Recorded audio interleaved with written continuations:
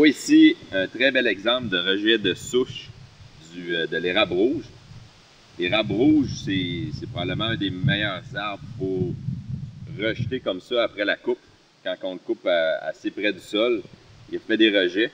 Ici, on compte, je dirais, minimum une centaine de petites ramilles, mais qui se redivisent aussi à chaque année. Là. Si je prends un exemple, j'en coupe un morceau. Là, on voit ici, la première année, ça a été coupé.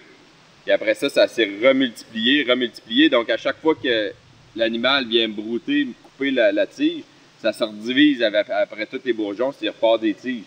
Donc, c'est exponentiel. L'Université du Mississippi, il y a une chaire de recherche là-bas.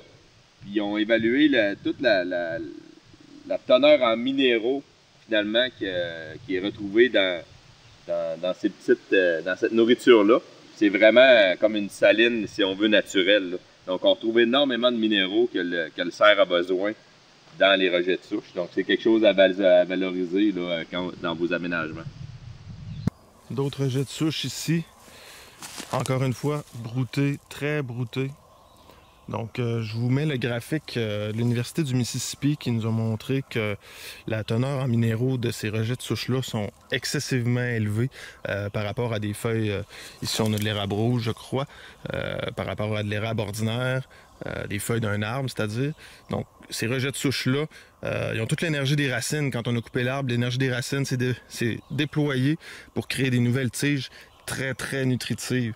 Donc, c'est vraiment une saline qui est naturelle, qui coûte rien, à part un peu de gaz de scie à chêne.